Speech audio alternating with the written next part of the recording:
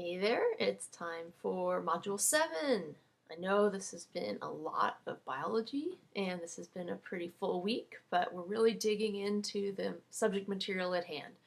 Um, this is why this is a biology class, right? Right this week. 5, 6, 7 are all about the biology. So this Module 7 brings us away from kind of pure biology, which we learned about in Module 5 and 6, and now we're going to talk about how we use what we know about cells and the molecules in cells to really change the cells. That's what biotechnology is all about. And this Module 7 is the first of a couple more modules where we're really going to learn how we modify cells and biology to make things that humans want, which is, of course, biotechnology. We're going to read in Chapter 3 this module, and there's a lot of Chapter 3 that I've assigned. And again, as usual, in the pre-lecture guide, I've sort of focused in on a few parts of the reading that are more important. The figures are really useful this time. And what's a little annoying about the book, but this is sort of the way biotech is usually presented, and you'll see this in some of the lectures that I give you YouTube videos of. People often wrap up the technology with the history of how it was discovered and developed, and your book is no exception. I'm not really going to have us worry about the history and who discovered what and when, but you do need to understand how the technology works. That's the focus I want us to have. And so when you're reading in the book, you're going to have to kind of pull out the what and kind of skim over the history part if you're not interested in that. And so that's my advice for the reading. Stick with the technology. Don't worry so much about the history. Let's see. Anything else about the subject material itself? I don't think so. It's just that this first pass on using the molecules of life as little tools or machines in the field of biotechnology, I know it's going to be a little weird for some of you at first, but just persist. We will review probably all of these concepts before the end of the course, so you'll probably hear all of these things again, especially the polymerase chain reaction, which you're going to read about, and we're just going to barely touch about it this module, but we'll really go in depth the next module about it. So again, molecules that are naturally found within cells, which we learned about in modules 5 and 6. Now we're going to take those molecules and use them as tools. That's what module 7 is going to start us into. Some details of the mechanics of the course. Don't forget to take the survey so that I know when you guys are available to take the final. Don't forget that you've got a report due on July 11th, and so start thinking about what company you're going to focus in on and whether you're going to focus on a product, the people of the company, how the company finances itself, legal battles the company has been in, whatever it is that interests you.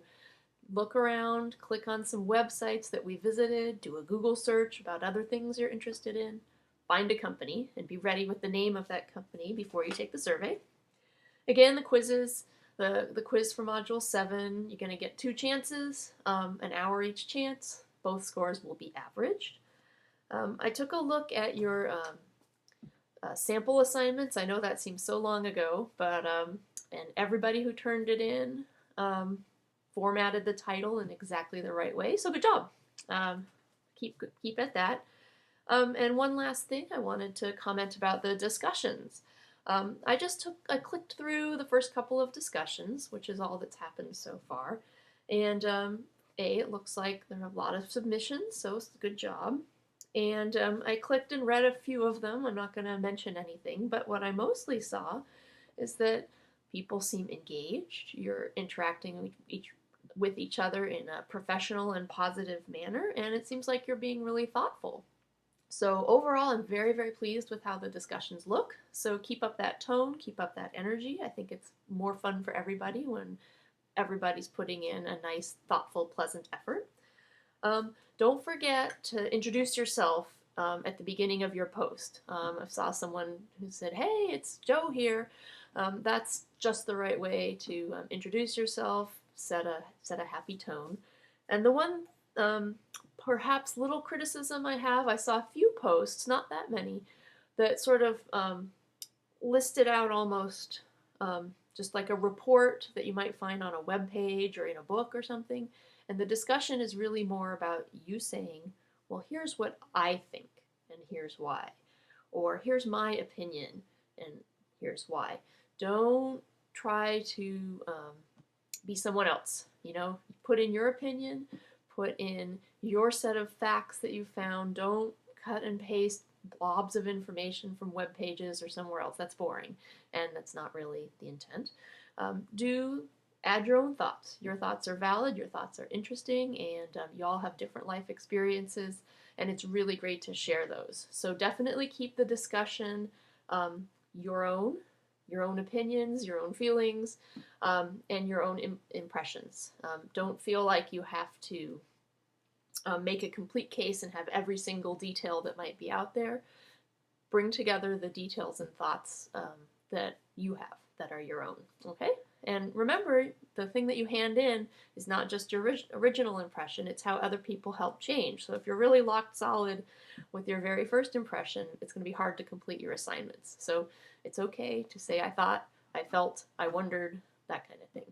All right, I've gone on long enough. Enjoy Module 7. We're really into the nitty-gritty of biotech, and I hope you're really starting to get a sense of how humans use the tools of the cell to really accomplish lots of cool stuff that affects our modern society a lot. So I enjoy it. I hope you are too. Bye-bye.